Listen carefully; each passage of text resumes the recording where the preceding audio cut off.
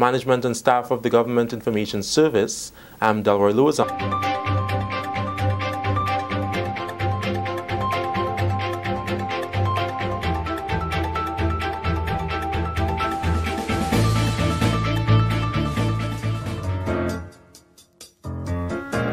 The Grenada government is committed to improving the lives of citizens. Government announces early payment of January salaries for public officers.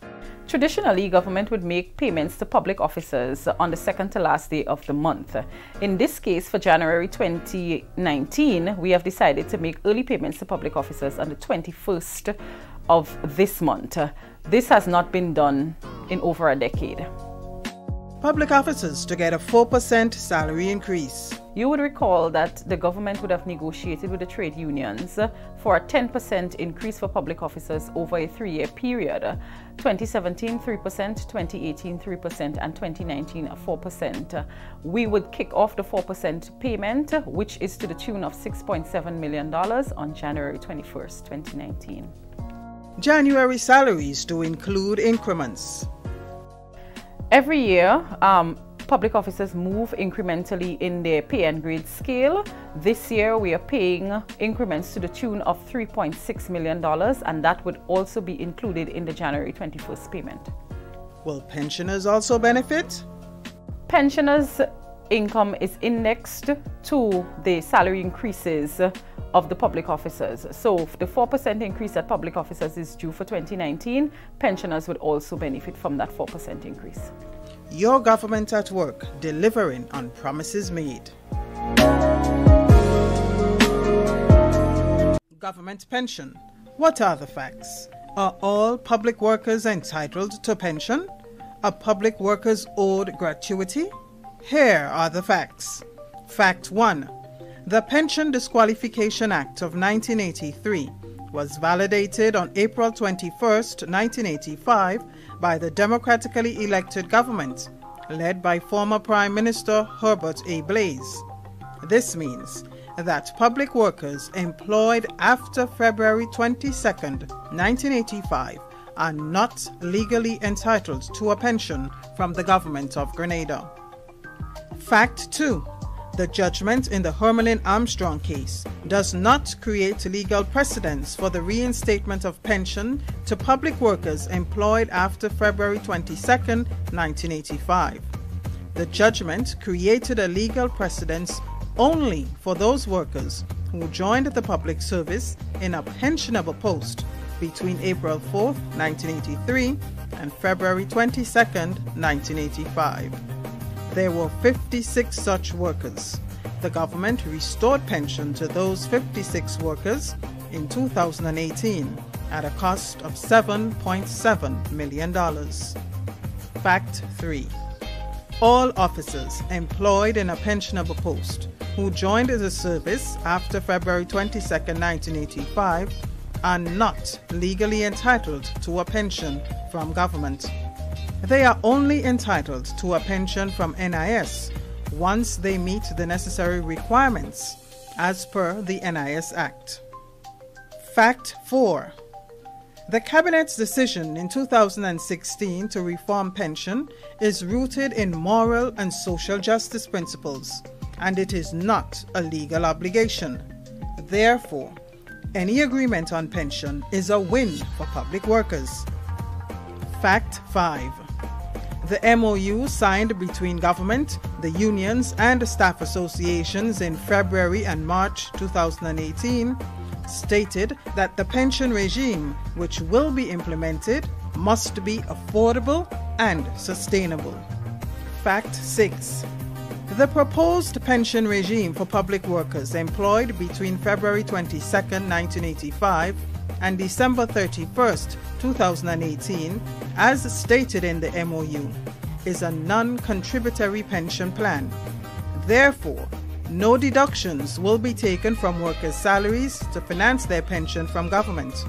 Pensioners also benefit from any future negotiated salary increases. Fact 7. It was agreed by all parties that a worker's annual pension would be a minimum of 70% of their final salary to be paid jointly by the NIS and the Government of Grenada. Fact 8. Government is not obligated to offer an advanced pension payment, commonly called a gratuity.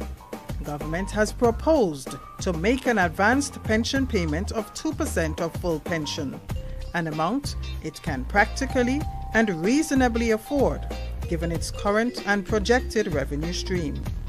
It should be noted that an advanced pension payment is a non-interest-bearing loan that the government grants to the pensioner, which must then be repaid in equal monthly installments in the form of a reduced monthly pension over 12.5 years. Fact 9.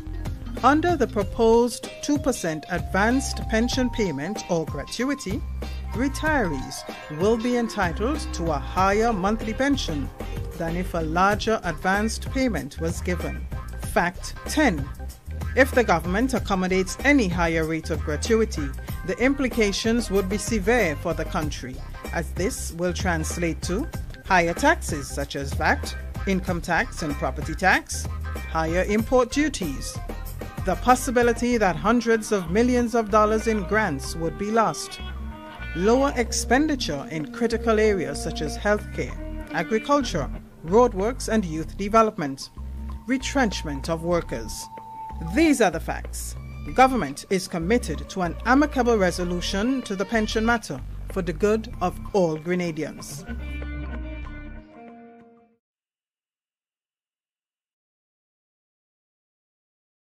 The pride and joy of a nation is its flag.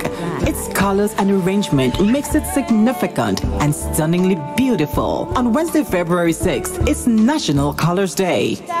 Every proud Grenadian is asked to deck off in clothing highlighting the colors of our flag. Whether you are dressed for work, daily routines, or casual engagements, showcase the true Grenadian spirit. Every ministry, every department, and all workplaces are encouraged to join in.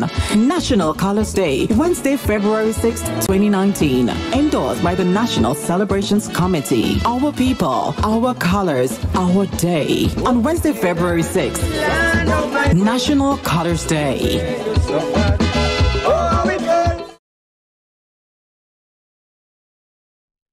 There has been a lot of discussion about the proposed changes to the pension system in Grenada. It's quite a complicated subject, so we thought we would help to explain some of the key points over a series of short videos like this one. The first thing we need to do is to understand where we are, where we have come from, and where we want to go. Grenada has emerged from one of the most successful structural adjustment programs ever, certainly in the Caribbean. The government did this while enacting programs to protect its citizens, with reductions in income tax, removal of income tax on pensions, and increases in wages. But most importantly, they did all of this without the loss of a single job. We only need to look around at our neighbours to see what a remarkable achievement this really is. Barbados, for example, had a 10-year wage freeze, and workers only received a 5% increase after elections. But this was very quickly followed by significant job cuts. In Grenada, we have had numerous increases over the last 10 years, even as we went through the structural adjustment, and again, not a single job was lost. The government has also honoured its commitments to pensioners in all cases. The case of Mrs. Armstrong proves this point. The government has honoured the interpretation of the courts and paid out all monies due to ensure that the letter of the law has been followed. Two of the main areas of concern are the issue of gratuities and the issue of retirement age, and we're going to do separate videos to explain each of these in more detail, but the main things to remember are these. A gratuity is not a bonus. It's much more like a loan. A person retiring gets to take some of their money sooner rather than later and pays this back over time. This can be both good and bad. More money now means less money later, and we will discuss the issues surrounding this in our next video. But the key thing to remember is that the percentage of the gratuity doesn't change the amount that someone will receive. It only changes the timing of when they will receive it, and that too much too soon will leave too little later on. In relation to the second item, retirement age, it is no secret that everyone is living longer, and much of this is due to better healthcare, better nutrition, a safer working environment, and other government policies that protect people and help them to live longer and more active lives. That's the important part. People aren't just living longer, they're aging more slowly, and many still want to contribute beyond the current retirement age. Grenada has actually been rather late in changing its retirement age. Dominica is at 62. Trinidad and Jamaica are at 65. And in Barbados, the current age of retirement is now 67. There is also another matter of fiscal prudence. Because people are living longer in retirement, the total amounts paid out by government are increasing, and this needs to be balanced against the money that is coming in to ensure that each and every Grenadian can receive the retirement benefits that they are entitled to. And in many ways, that is what this discussion is all about. We need to ensure that whatever policies we agree to now are sustainable, and that they will work now and into the future. Let's think about all these things seriously and look at all angles. If you do, you will see the constraints that we must work within to achieve our overall objectives of ensuring that everyone has enough money to live comfortably in retirement. When you put it all together, it becomes fairly clear that the government's proposed solutions are very close to the ideal and are the best way forward for Grenada. Let's keep working together for the best of Grenada.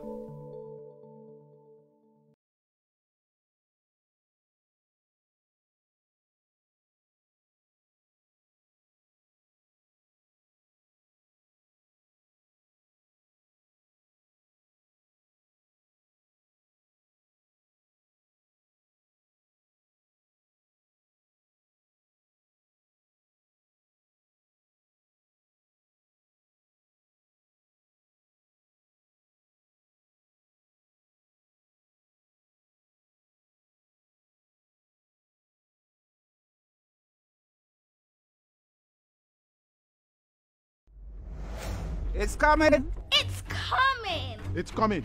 It's coming! It's coming! It's coming!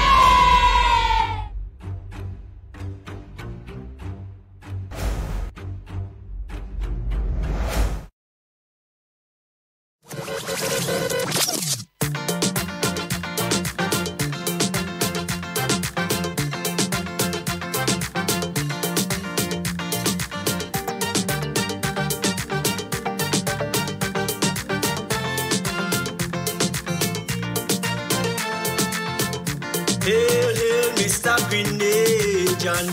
It's with great concern that I ask this pertinent question. I can see by your actions that you can care less, pay no heed while this country struggle to make progress. Yet you claim that you love Grenada, and she is second to none. But the first chance to get you split, you pack up and run. Remember, you was counting as a citizen of this nation. Rise and take a stand and make a contribution. What have you done for Grenada lately? What have you done to improve this land? What have you done for your country lately? Where is the proof you make a contribution? Have you toiled the soil and the hill to reduce our input bills so we could keep a couple dollars in hand? Now is the time to get up and get, cause the worst of time ain't come yet. Now the chips are down, stand up and fight like a man. The country needs you now. The country needs you now.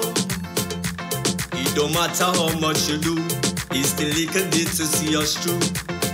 The nation's future depends on you.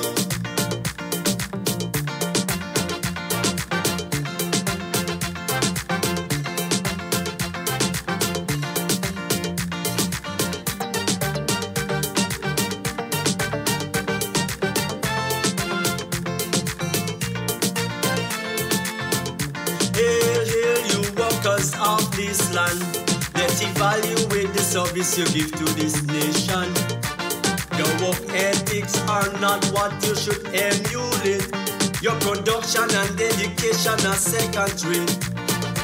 So much petty lies and excuses you make to be of the job. Time is money, so think of how much of it you rob. For too long your company to be last to arrive and forced to leave. Burns the national pride, time to be productive. What have you done for Grenada lately? What have you done to improve this land?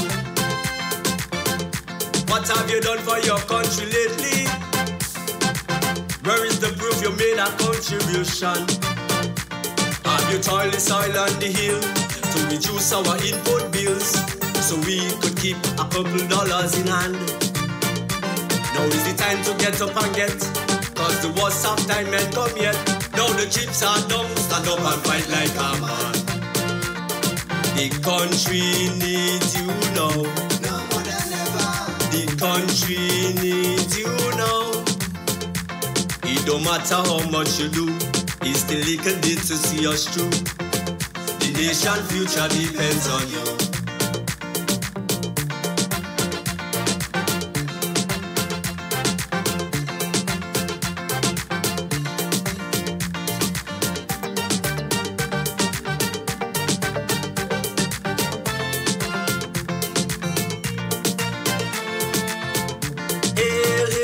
Of this blessed land, time to play your role in this quest to rebuild this nation.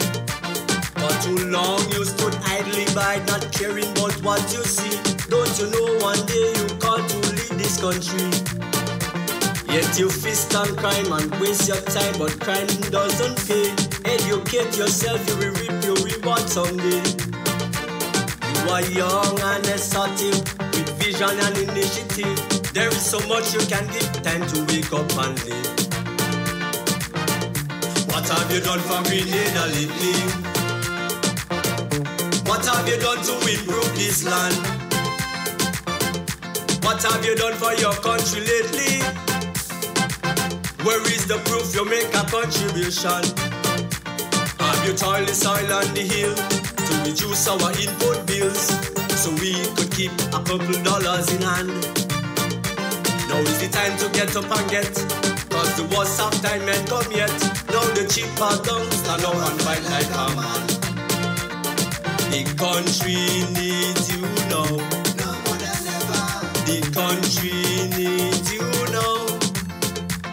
It don't matter how much you do, it's the little bit to see us through. The nation's future depends on you.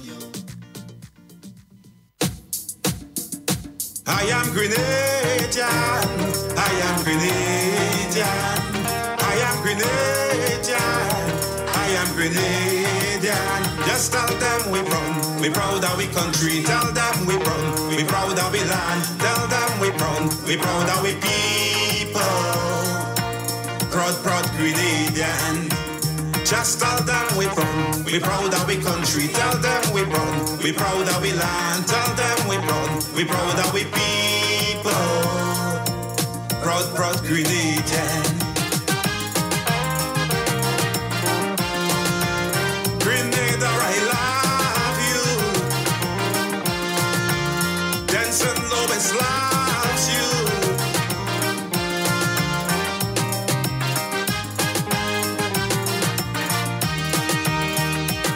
We have been through rough struggles.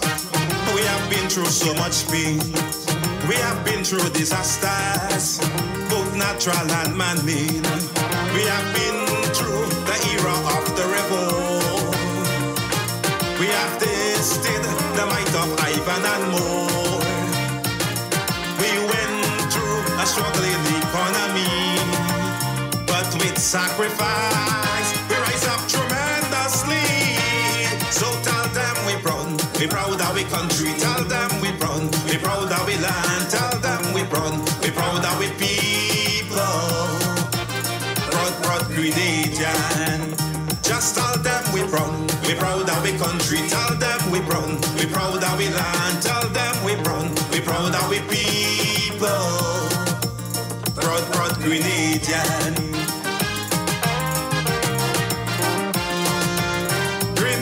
We love you. Your people loves you.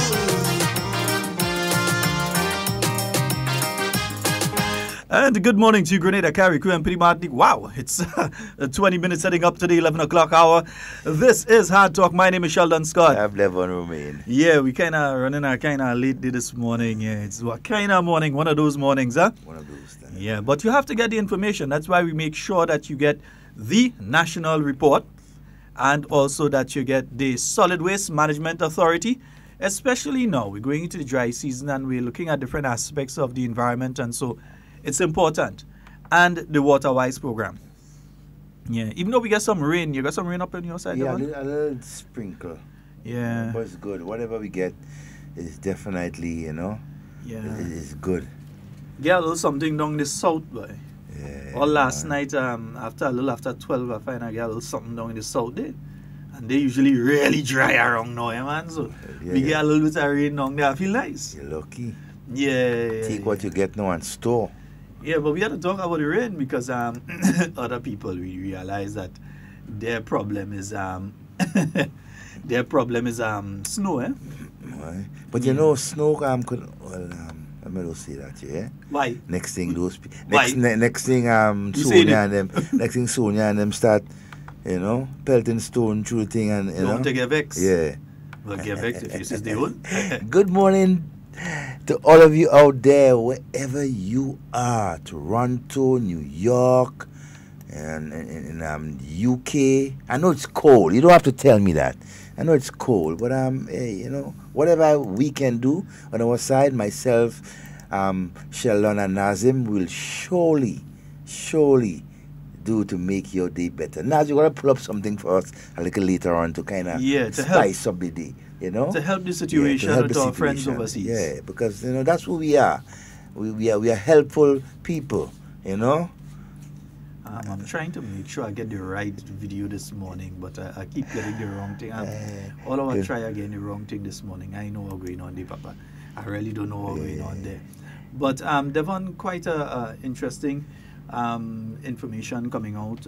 The organization, the Carriacou, has stated that they're willing to be mediators in the issue between Venezuela and the United States. Right now, they're willing to be mediators. A meeting held, and contrary to that's what I take it at one time. You can't come and lie and say this kind of thing, man. Come on, man. Yeah. The Honorable Peter David, Foreign Minister of Grenada, spent close to, let me see, between 4 and 10 o'clock is how long? That's about 6 hours? Yeah, about 6 hours. The man spent about 6 hours in a video conference with the heads of government of the other countries and their foreign ministers. Prime Minister Mitchell, there are several activities taking place at this time on the island, and he could not get out of his schedule for that particular meeting. But we were ably represented by the Honorable Peter David, who for close to 6 hours sat in that video conference because the heads of government didn't leave and all gather in one place. Nope. They did this meeting via video conference.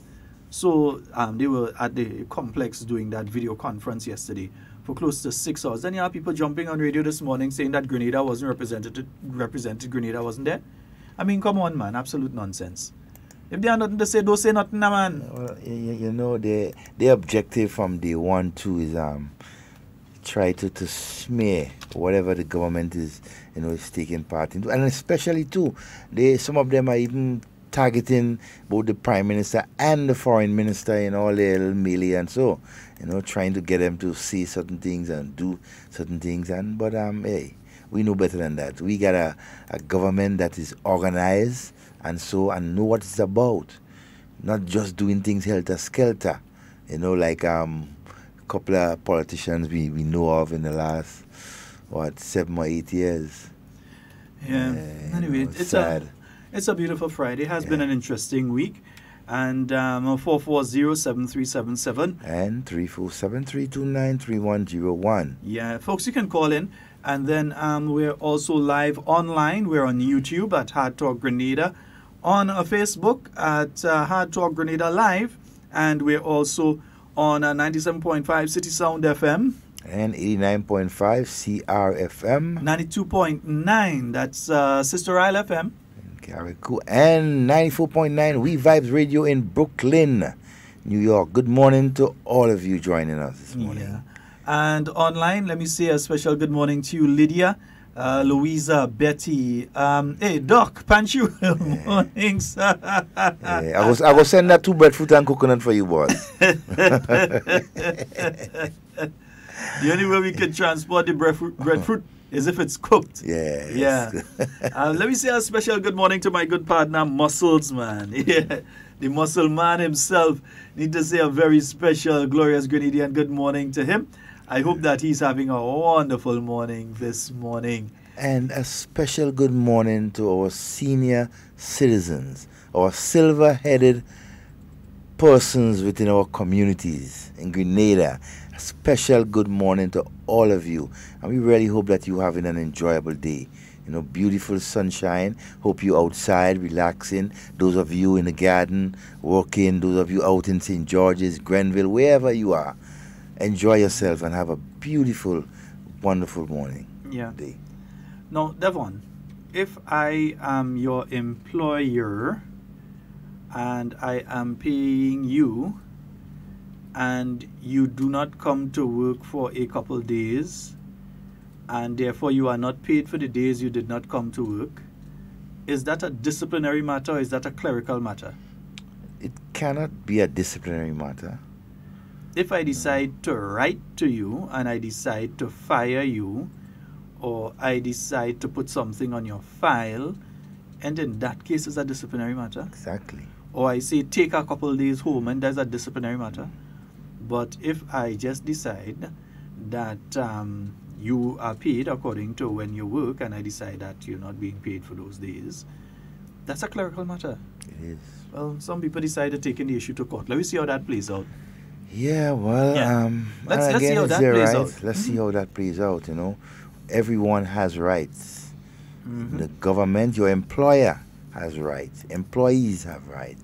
So it's not a one-sided thing, you know. And I can't understand, you know, most of us who make that argument. You did not work. You did not perform.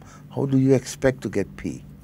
I mean, I'm puzzled, and that is not personal attacking anyone. It's just it's just reality, right? If you are employed, right, with someone and you do not, right, come to work for a couple of days without a viable excuse or sick leave or something like that, no, that is problems. Your employer will not pay you for work that has not been done. You know, it's impossible. Very interesting, though, Devon, that this is even an issue right now. Yeah, but as you said, it's going to the courts. It's going to the It's courts. going to the courts. But even more important, though, is that the secondary school games are on. It's on, They baby. say when two elephants war, it is the grass that gets trampled. So you have to make up your mind who's the grass in this instance. Yep. But we cannot allow a situation where our young people do not have that opportunity to showcase their skills. I was listening to Shaggy this morning, and he was speaking about a young lady who's been training for the intercall games coming up. She's been in her training regime, doing what she has to do and that sort of thing for the longest while. And on hearing that the intercall games would not be taking place, and so she was totally upset. And now there's that opportunity through the Grenada Secondary School Games for her to compete. Yeah, and you never know. The wonderful thing is it's going to be historic because you're actually going to be the first. So if you win the 400 meter, you're the first ever to win the 400 meter at the Grenada Secondary School Games. Yep. If your school wins, it's going to be the first school ever to win, because I do not believe in any way this is going to be the last one. So you're going to be the first school to win the Grenada Secondary School Games. Whichever category it is that you win, you're the first to ever win it. Yeah? So, and you're going to be the first students. The students are going to be the first students of their schools to compete in these games. And again, to the corporate community here in Grenada, who we know supports sports culture and nation building, as well as our young people in particular, we expect to see them stepping forward and offering a little something. Definitely. Yeah? See, because we need that. We need to ensure that our students, our children are balanced academically, with sports, mentally. We must ensure that. And what is going on right now, it's a big chunk that is being taken away from our children. We cannot afford to allow nobody to do that. Nobody to basically hold our children hostage from what is expected of them on a yearly basis. I mean, our children I mean, they look out for the primary school sports, the intercall, and everything like that, for participation, for just being there to support their school and so. And we want to take that away from them? Come on. We need to think. We need to think about who all these things are affecting. I mean, the reasons for, it's... Yeah. Good morning and welcome. Yes, gentlemen. Good morning. Good morning. Good morning to you, well, my I friend. ended up being the first caller this morning, so I'm the first to call this morning. Yeah. I have a concern. Why is it that the teachers have to take the government of Grenada to court? I thought that the union is supposed to have some money put aside, strike funds, so when they strike, they have some kind of money to get. Why is it that they're not taking the unions to court? I think that is unfair. No, everybody have their rights. Everybody can make a petition in court or wherever, based on the case, if there is merit. But I think that is totally unfair. That does not make any sense to me. But let me run something which I heard an officer said last week, as it concerns Grand Theft Auto. And he was making the point that it is the owner's responsibility is why, well, I hope I don't mistake him, but the reason why we have Grand Theft Auto is because that the owners are not properly securing their vehicles, if that is exactly what you were saying. Now, I just want to let the Grenadian public know, it does not matter. You can lock your vehicle, and you can have your keys inside, and somebody come and take your vehicle from your parking lot and go. Especially these new vehicles that we have, where you have push and start. Like just recently in Florida, you had a case where, and it was shown in camera, a vehicle in driveway, it's locked. The owner's inside in the night. Somebody came outside because they're in close proximity to the car. They was able to clone the key and drive out with the car. Clone the key, and imagine, so the person with the key is in their house, sleeping. They came in the yard, close proximity. They was able to clone that key, open the door, start that car, and drive off with that car. And that was just recently on the news. So I think that the statement that the officer was made is too unfortunate. However, I don't know if they have a charge for Grand Theft Auto in Grenada, and if they don't, they should, and they should. This is a serious crime, and I think of lately vehicles, I'm seeing a lot of vehicles going missing. We were on the water, 133 square miles. We never had this thing before, and this is something that needs to be addressed very seriously. But yes, as it relates to the union, and by the way, I'm glad that they're going to have a school game. I heard Minister Pierce spoke about it, and I felt so proud. When these people think that, okay, well, we're going to hurt the government, they don't understand it's really the children that they're hurting, They're hurting the children because of foolishness. Because the pension is not the issue, gratuity is the issue. You're demanding from the government that you want 25%. The government is saying, okay, we cannot afford. My God, if you cannot afford, why should you try and force the government hand? And then I heard in one of the newscasts, I don't want to take off too much time, that former Prime Minister Tillman Thomas was saying that the government should not use this recent law that passed, it can't come into my mind, as an excuse or something to that effect. If you cannot afford, gentlemen, we just cannot afford. Why is it the union should force? And let me tell you, I used to work with CCC. I personally have a problem with unions from that time.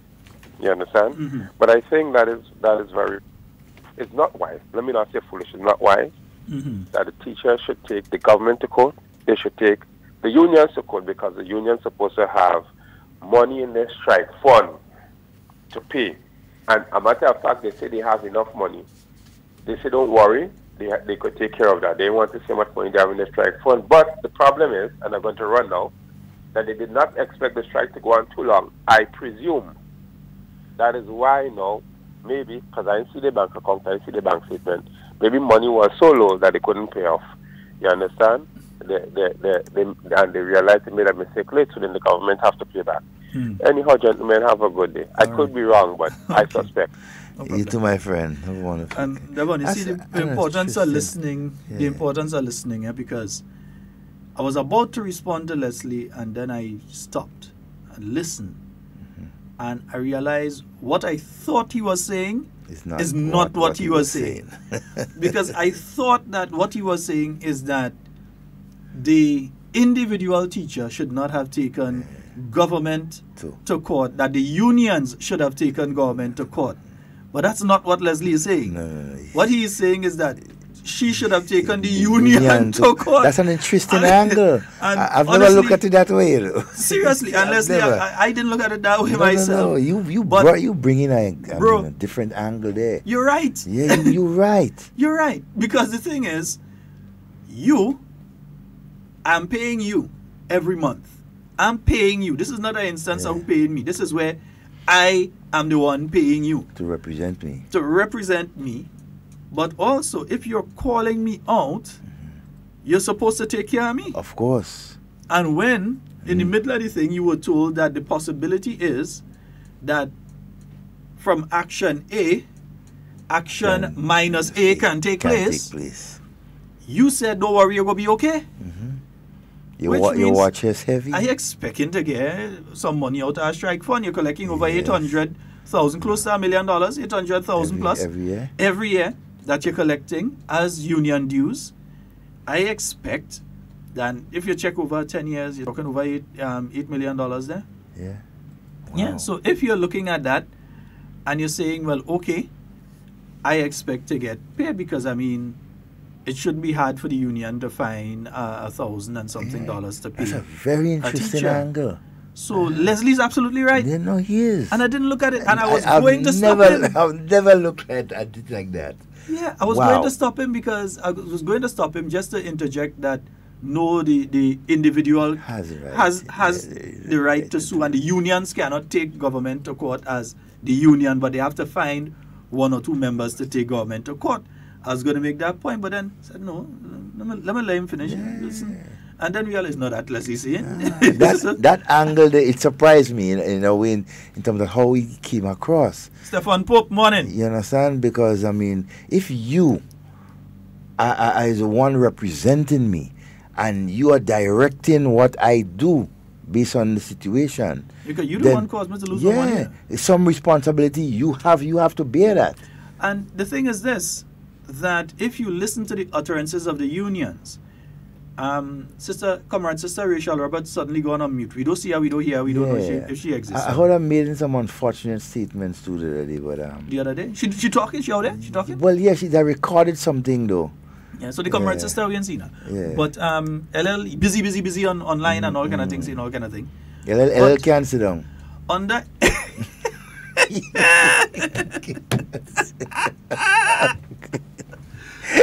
this is a technical man, don't laugh in the back there. Nazi B. He can't see, he really can't sit down. He can't sit down. So the thing is this. They have not said that government is wrong for deducting salaries. They have not said that what government has done is illegal. What they are challenging is the process by which it was done. Exactly. So they're saying that government, if we do not work, you have the right to deduct. We have the right to also deduct. We have the right to deduct our labor. We can deduct our labor and you can deduct our salary. And as some of them say, when the time comes to go deduct the vote. Yeah. So they're saying that is the situation. Now, with all of that being said, I think the message is loud and clear that the situation can reoccur again if similar action is taken again without the proper channels being followed. And I think the reason that took place, that the deductions took place, is not just that the unions withdrew their labor, but it is the way that they did it. The proper procedure was not adhered to. The proper labor protocol was not adhered to. So in fact, what you had taking place there was out of the ordinary, out of the norm. It was sort of like a wildcat sort of thing, that you just decide, that's what we're doing and that's what we're doing. And therefore, since that was the situation, the clerical part falls in. Exactly. Not a disciplinary part. Disciplinary and falling in. That's the clerical part. Yeah, it is. See? So it's merely a clerical issue. But again, I'm not the judge. The judge and them going to decide that. Denise, good morning to you. And happy New Year to you, my dear. And Stefan, behave yourself. Stefan, behave. Don't bother with them people. All right. That's the first time we have seen Denise with us for the New Year. Yeah. We hope you're warm and not cold like some of you. Some people doesn't know who to go and joke. They go and joke Stefan and look at it. I don't know what to go and joke my niece for. If you don't like pepper, don't eat spicy hot food. Don't eat peppery food. Don't eat peppery food. They're going to interfere with pepper and then say the pepper burning you. Leave the child alone. Anyhow, there's another story for another time. It's cold, Denise. Perhaps we can do something for you a little later on, via Facebook. We can send you some sunshine. That may brighten your day and your weekend. Yes, indeed. 4407377 and 347-329-3101. Yeah, so as we said, it has been an interesting week this week, especially with our geopolitical situation regionally. It has been and internationally. It's getting some people are actually getting a bit worried with the situation and the possibilities of the situation. The latest we have are that non-essential U.S. staff have been ordered to leave Venezuela by the U.S. government. The essential staff will remain. And 20 million U.S. has now been offered by the U.S. government to the, I'd like to say the Venezuelan government, but to who they recognize as the government. We've had condemnation from some countries. We've had some countries agreeing, and we've had the Caribbean community saying that they're not taking side A or side B. They ain't taking no side. Right? What they would like to see is a peaceful resolution that would be redound to the benefit of the Venezuelan people. Exactly. Yeah, and they are willing to be arbitrators in an issue like this. They are willing to arbitrate. Yeah? Come, we go bring all your watch. We have the ability. We'll bring peace to this whole thing. We go bring everybody come. We'll send all you on Calavini Island. Yes. Or you could relax there and thing. And we go bring people and talk. And all you want me and Devon come and handle this in? And we'll take care of that thing within a day. We fixing that. Within a day, we fixing that. We bring in Trump and all. But you have to be willing to talk. Yes, you have to be willing to talk. Don't come and you're willing to talk. Not like some leaders we know. In talking and just walking out and feel that they're right. You have to be willing to talk, negotiate to get a settlement. Willing to negotiate. Yes, willing to talk. To negotiate. Because as we always say, Devon can tell you what happens when people refuse to negotiate. When people make the statement, no negotiation. No compromise. Right. When people make that statement, Devon could give you a bone-chilling story of what happens when people take that position. Anytime people take that position is a problem. We can't afford to take a position like that. When we're dealing with humans, when we are affecting other people's lives, as individuals, as leaders within our community, we have to be careful of the decisions that we make and how we approach, certain situations. We just can't jump and do things for your own personal gratification, and you're affecting thousands of people, including school children. It's unacceptable. Devon, just a note here to those of you in St. Andrew in the Mount Carmel area and surrounding areas. The National Insurance Scheme, they'll have their satellite office set up at the Mount Carmel Junction. In fact, they should already be there. And they'll be there between 9 a.m. and 3 p.m. this afternoon. So those of you who need to make use, need to register and so on, or find out information, anytime I get the opportunity, I go, I find out how many contributions I have inside and that sort of thing. You need to do that. Yeah, it's important to know these things. We have a... Oh, boy, missed that. Oh, I hit the wrong one. Good morning and welcome. Yes. Good morning to you, sir. Good morning. Morning to your co-host. Yes, sir. Good morning. How do you do? Oh, we're good. Yeah, man. When you touch Grenada, you touch me, you know. So I'm not the person that will say like you, we ain't taking side, you know. I will say whatever I have to say, and in some other aspect, because my thing is people. My thing is us, the citizen. It's not the other side. So So I will take a side because I have been following the situation for quite a number of years. It's not now. Way back when, it was a battle between the South American and the North American. You know, they used to be called the Latin country. In the early days, it used to be the Latin countries because they were leftist country. But also remembering that we fought together with the South Africans to free Mandela. And we took up arms during the the PLG to accomplish that. But the fight was on a long, long time to dismantle the South American country, to get them thinking what you call rightists. And that kind of ideology should not create a problem because we all have our own ideology. All ideologies should be to honestly represent the interests, the economic interests of the people. And if that is not happening, I don't care which ideology you are or from, I am going to oppose anything that threatens the livelihood of people. So in this case, I am saying it is past time when the Caribbean, through CARICOM and other bodies, should step in instead of saying non-interference in the internal affairs, because we see how blatant it is now by the most powerful country in the world. There's no hidden, well, look, we're back in this and we're back in that, you know? So they have taken a side, and that side are going to threaten our economic interests if Venezuela go down. I'll tell you something. We're going to be in a lot of trouble because Venezuelans can make the difference on the economic front based on the amount of reserve oil they have. That's the only country in the Western Hemisphere that have this amount of oil which can take care of that little region. And if that go, it will affect us economically. So we have to take side to protect that. And I will not hesitate to say to the powers of America, hands off the government of Venezuela. Because it's a habit the U.S. and the EU have, interfering with the country's affairs, all country's affairs, who doesn't support their ideology with a view to bringing them down. They doesn't care about the suffering. And we and I will not stand for that. It's a human world. We have to be practicing humanity, and anything that threatens human survival, definitely I will not agree with that. So I'm saying once again, our leaders in CARICOM, they have taken the right step, but they have to take a side in this time.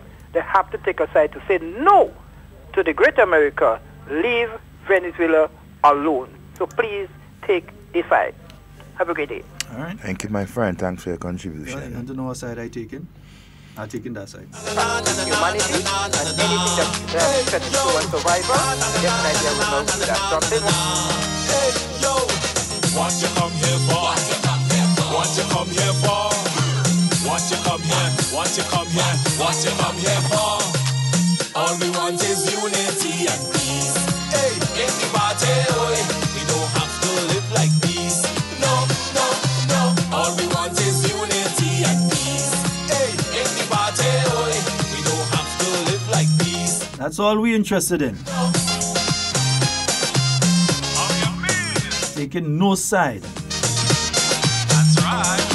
But the side of unity and peace. Oh, yeah. That's the only thing that we can get to move us forward. Everybody breaking. The Caribbean is known as a peaceful region, Tell them we don't want no. except when we in Grenada decided to behave a little naughty at a point in time. Well, and then we had to set the stage, for something, Still the only country in the English-speaking Caribbean to have gone through, We're Yes. generally known as a peaceful. The only other countries country. you had anything close to Grenada, you had the 1970 mutiny, regiment mutiny in Trinidad, and the with Rex Lascelles and Rafik Shah and them. And you had the 1990 Abu Bakr scenario. in Trinidad. And you'd have the political warfare that takes place in Jamaica every now and again, and the little gang thing in Jamaica. Dominica at one point in time had in the early 80s, with the mercenaries yes, from the South African mercenaries, not South African, the KKK guys then. Yeah, Dominica. Who else again? Well, did they say just Rat Island? Yes, small Rat island thing. Yeah. With the guys just up the island. Yep. So but Grenada was. Yeah, Grenada was. Good morning and welcome. Good morning, gentlemen. Hey, Good Papa. morning to you, sir. How you all doing, man? Oh, We fine. do, man. Very More well. than good. Yeah, I know. Listening to a powerful voice. Yeah? Yeah. Yes, man. Well, as usual, according to my friend, I listen blindly. Mm-hmm. So I'm not sure, but I want to deal with some... You hear it with your own mouth? Huh? You hear it with your own mouth? But I hear it in my own mouth. All right, okay. So I don't know if it's any particular issue or so. Well, you can go ahead, man. If it's something you want to raise, go right ahead. Yeah, I just want to talk a little cricket here. Mm-hmm. I happened to attend that cricket game last week at the National Stadium. And to me, it was very disappointing in terms of the turnout. And so over the years, we never really had good turnout to the regional game as to the international game, which is two different cricket. So I don't know if the organizers could rethink or relook the venue for regional cricket, because there were just a handful of people at the stadium. And the truth is, my brothers, I could tell you, I could pick out the people there from St. Andrews. More than three-quarters of the very, very trickling crowd that was there. So I wonder if the organizers could relook the venue for the game. You have Lassa Jess, you have Progress Park. In my opinion, given what I've seen over the years, I do not think that if we're looking for the crowd participation, the National Stadium may not be the best venue. International cricket, yes. You don't have, there is no doubt about that. You will get it good, but I believe at that level, if we're looking for the participation and for people to come to look at the cricket for a couple of days, I think the organizers need to relook the venue. In my opinion, it is very, very important. My Because brother, before you go further though, is the problem the venue or is the problem the marketing of the activity? If you ask the average Grenadian, they didn't know that there was any cricket taking place. The marketing is also a problem. Even avid cricket fans as well could be an issue. But even avid cricket fans were unaware that that match was taking place in Grenada. I agree. Yeah, avid. I'm talking about people who does go to anything cricket related. I agree. Did not know that that cricket match was taking place in Grenada. Yeah, that part, but I'm going back, I'm dating back a couple years, you know, Okay. if you understand what I'm saying. Look at the turnout at the National Stadium in this cricket. Now you go to St. Andrews, you will find maybe a big St. Andrews and St. Patrick, or you have the 40-plus cricket playing in St. Andrews. You look at the turnout. Mm-hmm. So I believe the organizers could really look at that and you know, just give it a thought.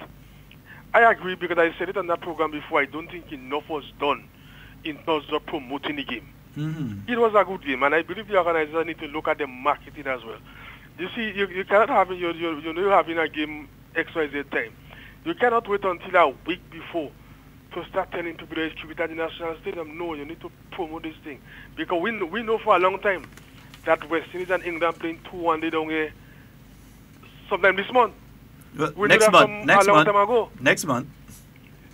Next month, sorry, February, yes. Yeah, We knew that 25th and from a long time 27th. ago. So I believe the same trend need to take place when you have a regional game. Remember, that is the highest level of cricket in the Caribbean. Mm-hmm. So, you know, and when we come to you know, you have a world-class venue, a nice venue, and so on. We need to promote the game. That's all we need to do. Promote it. Not just, you know, you fly by night a week before or a few days before. I mean, I agree with you. Marketing is poor. But I think we also need to look at the venue as well. Okay. Just wanted to make a contribution. All right, my brother. Thank you very much.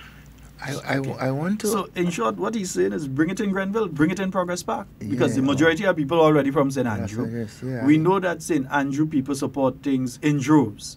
When you're having things like sports and culture and so on, even if you're having a political meeting, when you go up in the countryside, as we say, you go up in St. Andrew, St. Patrick. Wow, people for so. Yeah, because, you know, St. Andrews is that parish that will support anything that's good. Mm-hmm. Anything that's worth supporting, they will come out and support. Football, athletics, cricket. And Ian made a very, very good point in terms of, and I will stick to it, on venue. I think the venue could help, right, re-energize the support for cricket in Grenada, especially those regional matches and so, right? The venue, the stadium. I wouldn't disagree with him. Yeah, the stadium, for one, it is an excellent venue, but the capacity it carries, right?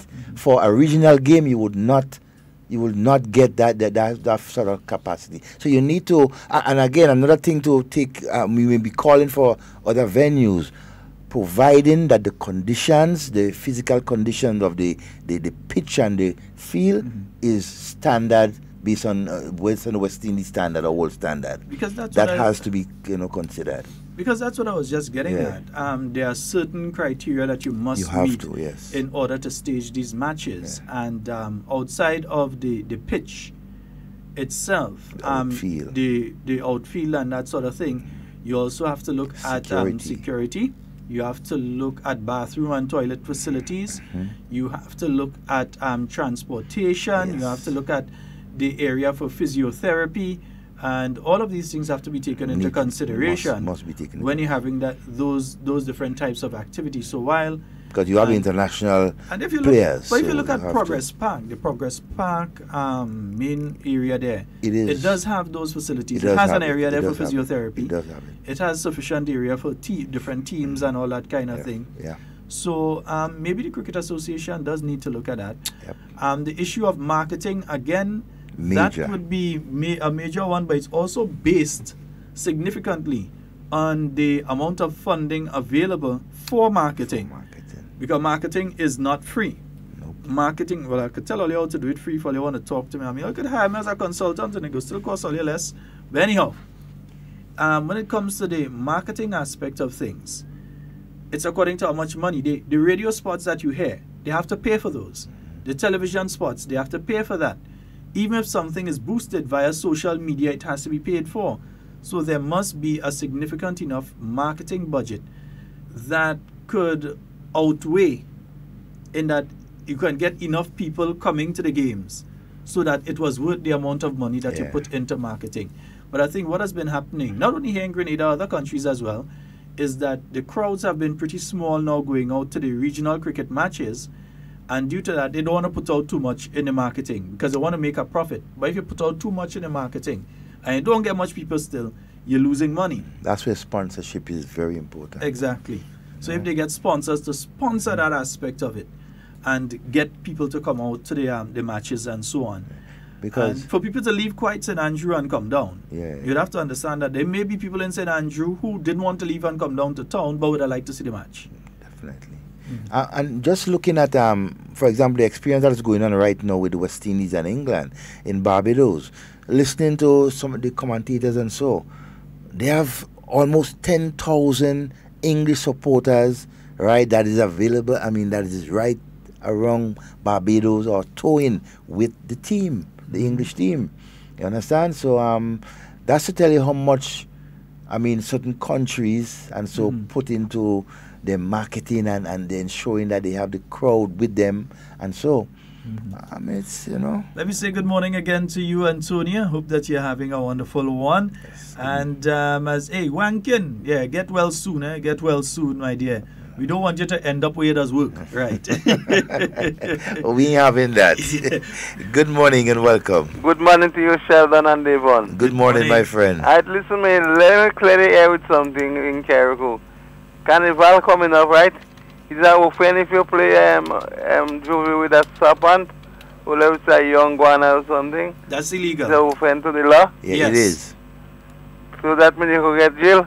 Yes, you could. You could. I'm not sure about the jail, but you could be fined. Yes. So, well, while you're saying that same thing up here then?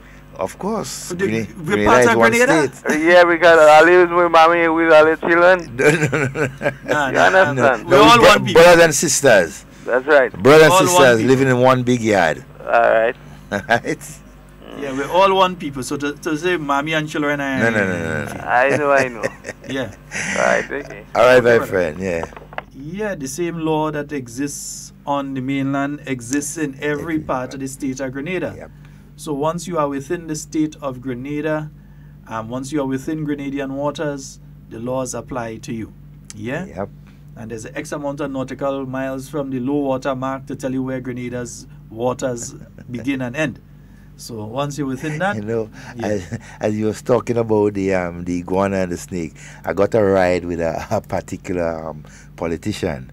I was going down Lucas Street, and from a distance, he saw this iguana going across the road, and a bus was coming up, and he was screaming, and he was a distance away, and he was screaming, don't bounce it, as if the next person coming. And they go on halfway in the road, but apparently when it raised its head, he just ran right back. But so you're joking at the politician. But you just be watching TV sometime and they're saying, don't go there. Stupidness you're doing. Look out. Yeah. And you're shouting to the bus on the TV. So, good morning and welcome. Mr. Romain, good morning to you, sir. Good morning, my Good friend. morning to Mr. Scott. Good morning, sir. And how are you doing this morning? And good morning to your listening audience. Well, I don't know if you follow the diet or the menu, but trust me, you're singing very good this morning. I do. You see, anytime a fellow St. Andrews right, give me something, I can guarantee it worth the while. Yes, but I also find that Mr. Scott is always in the avenues where important information is disseminated. And I find I'm not seeing you there on a regular basis. You're always missing in action. I'm going to leave that alone. You better leave that alone. No. Gentlemen, listen to me carefully this morning. Today is Friday. We're going into the weekend, so we need some things to ponder on. And because the name of this program is Hard Talk, and it's a political program in nature, I will like to deal with some straight talk. But I'm going to stay within the perimeters that does not, what I should say, complicate, what you all are doing there. Now, today, I want to deal with Mr. Kem Jones and his hypocrisy, staying within the boundaries. Now, let us look at what Mr. Jones have said about Grenada and his government and the country. No, he have said that Grenadians are suffering, things are hard, the government is ineffective, inefficient, they are not managing our affairs properly. Now, what I mentioned there will give anybody the impression that we are living in a failed state, a failed country, and poverty is the rules of the day. But listen to this. The government said they would pay on the 21st. Mr. Jones condemned it and he said a lot of nice things about that issue. But he started to beg on the 22nd. Now, let us look at now. I don't see how you could be telling me that things are bad in Grenada when you are an able-bodied, healthy person, not unemployed, but refuse to be gainfully employed. Now, you can come on the radio where you can solicit money in the sums of $4,000 to $5,000 every month and get it, or get most of it to pay your internet, your utility bill, food, clothing, entertainment, and even take care of your child. Mr. Scott, and still for all you telling me how bad things are in Grenada. Now, I want you to tell me, Devon and Mr. Scott, if you can live in a country, despite the fact of your all academic qualifications, and don't work, and beg at the end of every month, and get $4,000 or $5,000 to pay all your bills, is this a country that fits the negative script that you portray? And my question is, if an island like Grenada is experiencing the negatives that Mr. Jones mentioned on a daily basis, I want to know where this $4,000 to $5,000 is coming from every month to pay an individual that can work but refuse to work and can come and beg on the radio every month and get that kind of money. Mr. Scott, does that represent the negatives about this country that this gentleman portray on a daily basis? Or is it a situation whereby at the end of every month he is LOL? Gentlemen, I trust you will all have a pleasant weekend. And to my brothers and sisters in the Northwest constituency in St. Andrews, keep on doing the good work. What is LOL? Laughing out loud. Oh, I was just making sure. You didn't know that? No, I wasn't sure. So you didn't know about laughing my you don't know this thing? Come on, hey. Have a good Mr. weekend. Ashby will be disappointed with you. Have a good weekend, my brother. Have a good one. I'm laughing out loud. 45 years as an independent people. Proud to be an independent nation. Yes, indeed. And tomorrow, they're heading to the city's bus terminus. Is it bus terminus or bus terminal? I have to get the correct phraseology. Yeah. But what's the difference between terminal and the terminus? I had to check. Yeah, I want to say the right thing. Because people continue using the. Because say it like this: the place where them bus does stop and thing and park up and park up and thing in hotels. Yeah. So that's going to be taking place tomorrow evening. The price of admission free. Support the bar, support the eats and drinks.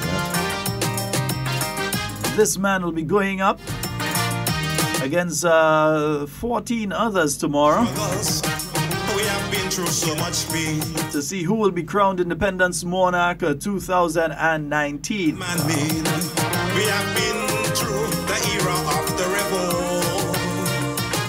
We have tasted the might of Ivan and more. We went through a struggling economy, but with sacrifice we rise up tremendously. So tell them we proud of we country. Tell them we proud of we land. Tell them we proud of we people. Proud Grenadian. Just tell them we proud of we country. Tell them we proud of we land. Tell them we proud of we. We've got a caller online. Good morning and welcome. Good morning, my friend. Good day. Good day. Yes. I just called in the idea of supermarket in Calvini. Yes, sir. I'm hearing you far. Oh, yeah, well, go right ahead. We're hearing you clearly. I don't hear you so clear. No, I'm saying we're hearing you clearly. You go right ahead. Oh, what I'm calling to find out if I'm interested in any lettuce and thing. I call earlier already. Lettuce? Yeah. No, we not the supermarket, my friend. Oh, you have the wrong number. You're mixing us up. You're on live radio right now, you know. Oh, shit. Well, we go excuse the language. All right, brother. Have a good day. Hello. Hey. Don't run, man. Since you're on radio, give people your number so they could call you for lettuce, man. Yeah. Nothing wrong with that? You're there already? Yeah, just do it. Just give your number. You don't even want to give your name. Give your number so people could call you and get lettuce. 49311. 404 404 9311. 9311. Right. Yeah. And you're located where? Mondelez. Okay, wonderful. So, all right, brother. All right. So anybody want fresh lettuce? Get in contact with you. Call the man. Yes. All right. And anytime you have thing like that, don't afraid. Save that number. Call us on here and tell us, man. There's no problem. All right. Brother. Okay. One love. Okay. Yeah, the man ain't thieving people take. No fresh lettuce and that's... The man ain't trying to break open people place. The man went and he worked hard and he planted lettuce and thing and now he trying to get it sell. Yeah. So all you call him 404-9311. Call the man for lettuce. Yeah, and you'll get a deal. Once you tell a man that you hear that number on Hard Talk. Yeah. You're getting a good deal. Right? Buy him out. Yes, fresh lettuce. Buy him out. I know it has some people. in some supermarkets and different things Yep, listening. yep. Some all in the restaurants. bank. All you need lettuce for Sunday and all kind of thing. And watch, all you need lettuce for even today and all. All you Yeah, call the man. the restaurant and to call him. Yeah. 404-9311. And Mondelez, that man had a lettuce, so you know it's good stuff. Real good stuff. You know Mondelez does, Yeah. when you get some stuff coming out of Mondelez Day, boy, they're succulent. Yeah, that's why you have to put it. They're succulent. So give the man a call and get it. You see, there's no bad breeze does blow. You ain't call the wrong number. You call the wrong number. You call the right number. Yes, when the breeze blow, he might scatter all your corn or all kind of thing, you know. But he makes some other people feel comfortable. Yeah. You understand? Other Cool people and that nice. just say, man, you call the wrong thing and cut you off. No. We don't do so. All right. So 404-9311. The lettuce man. Let us call the man and get lettuce. Yes. Yes, man. So, folks, the number 440-7377. That's 440-7377. 347-329-3101. Give us a call. Yes, right. indeed. We celebrating independence. We are just what? That man independent. Yeah, that's an independent Grenadian right there. Somebody tell me what independence mean to me. That's what independence. That is what independent means to us. We have a call on the line. Good morning and welcome. Hey, good morning, Devon. Good morning, Sheldon. How are you guys doing? Not fine. Good, my friend. Okay, man. I'm calling because I want to just make a couple points. One, you know, it is the constitutional right of every citizen of Grenada, Carriacou, and Petit Martinique to file a case in any way, or shape, or form in which they feel that they are wronged. And I want to address the filing of a case against the Ministry of Finance or the Ministry of Education by teachers and or a teacher. The teachers were responding to a call from the union. It therefore means that any behavior or consequence of arising out of their behavior becomes now the responsibility of the union. And so I listened to a previous caller who said, oh, you know, the court case should be against the union and not the government, Ministry of Finance / Ministry of Education. I support that. Mm-hmm. I want to also quickly add, gentlemen, that the idea of Terry Forrester and others who promote that the government has no constitutional right to discipline teachers. The act of deducting salaries is not a disciplinary measure.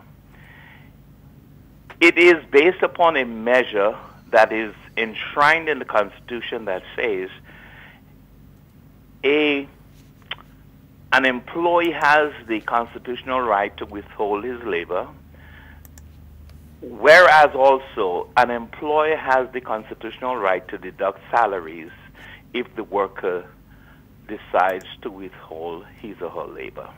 So that's a fact. What is going to be interesting is the interpretation. If it goes to court, it's going to be the interpretation of the law.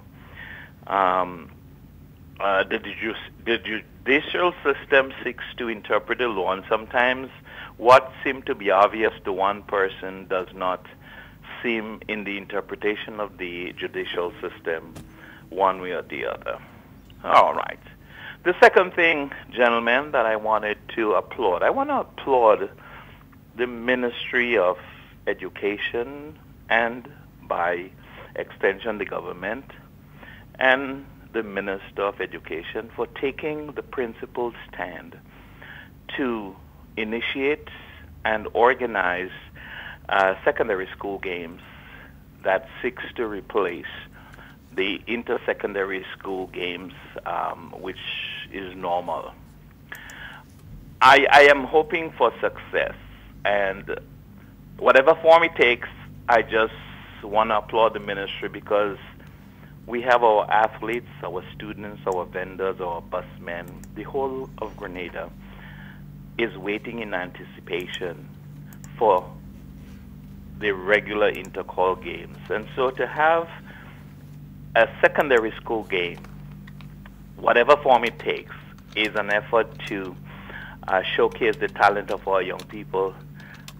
You know, this thing is if the government does nothing, some of us will turn around and say, why didn't they try to do something?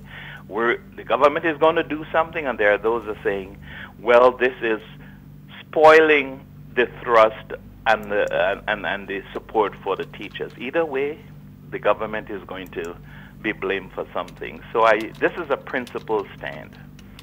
So, gentlemen, I want you to have a good week. Let me also say to you, thanks for offering to send me coconut and breadfruit, but I also want to let you know that next weekend I'll be in Grenada, so I'll get it. By that time, they all get ripe. Don't worry, we'll save some for you, Doc. Doc, it's a real snapper around right now. Is that right? Yeah, man, I seen a real snapper and some good size one. Well, you love yourself. Gentlemen, I'll be in Grenada for the first 2 weeks in February, so I'll certainly be able to enjoy a lot of that. Please all right, our brother. Okay. All right, Doc, take care. Yeah. All right, yes, 4407377 and 347-329-3101. Yeah, if Leslie hadn't raised that one, I don't think I'd have come to that conclusion in a hurry. But it's a very interesting one, and I tend to agree with him that you are the ones that told me to stay away. You are the ones that told me I'd be okay. Yep. You are the ones I've been paying to represent my interests.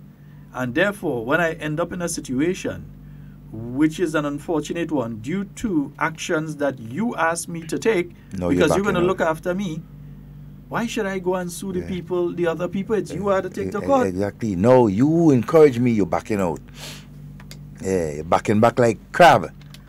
Understand? I mean, we must be principled of things that we do. And we must understand every decision we make, right? There is repercussions, good or bad, right? And I always maintain, right, in my view, right, the union leadership, the teachers' union leadership, in my view, misled their workers. Because, for example, I cannot understand how you can enter into a discussion or negotiations, right? You make a proposal, the other party makes a proposal. You did not agree, or there is not an agreement, and you walk out of that session, not with the intention, in my view, to go back there, but the next step that you took, right, was to pull out workers to stay home and to disrupt the entire educational system.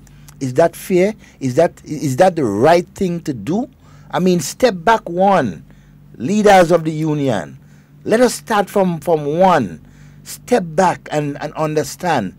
Explain to the people that action, is that the correct action that was taken?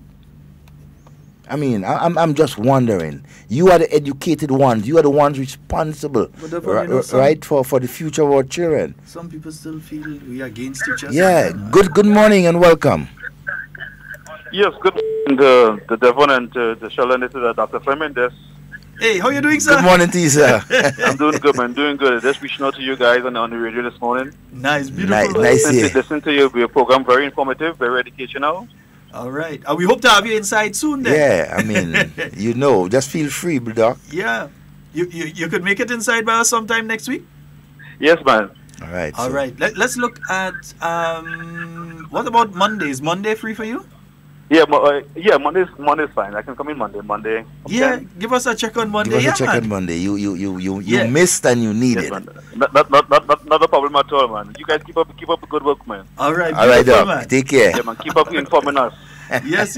We'll try our best. All right. So we'll see you guys on Monday. Okay. All right. Yeah. All right. Bye-bye.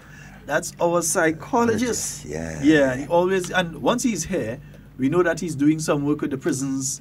Yes. And he's doing some work with some of the youth programs around, and so and so on and so forth, with the police force itself. So he does work with both sides of criminality. Yes. He does work with those who've been arrested and are inside, and he does work with those who are the ones that are doing the arresting. So the entire judicial system, he's occupied giving advice and doing an excellent job.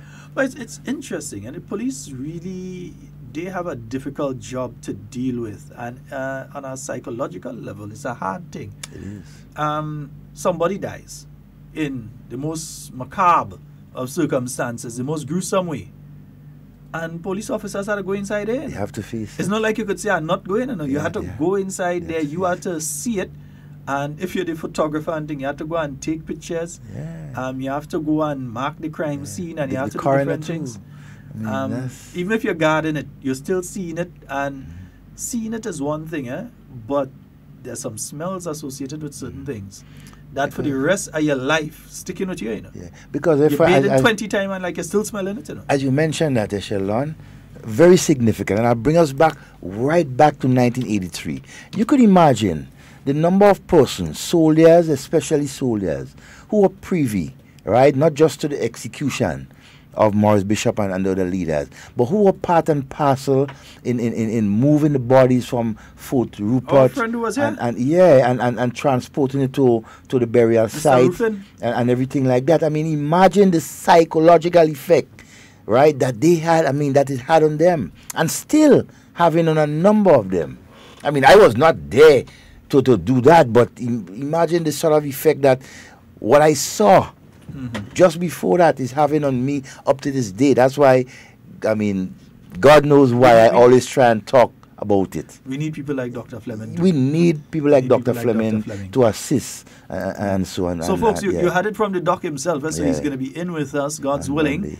I always say God's willing because Nenny listening. Nenny. Yes, so God's willing on morning Nenny on Monday. She didn't rocking, she listening. Monday, please the Lord. And it will be an exciting, informative program, and you need to tune in. Right? There are things that, But the thing is this, I think there's a move by some people to make it look like the Public Service Commission is not part of government. The Public Service Commission is part of government. It's an arm. It's like if you want to call it like a statutory body, but it's a part. It is. It's an extension of the government. So as we keep saying, they go argue that one. Yeah, they go argue that one.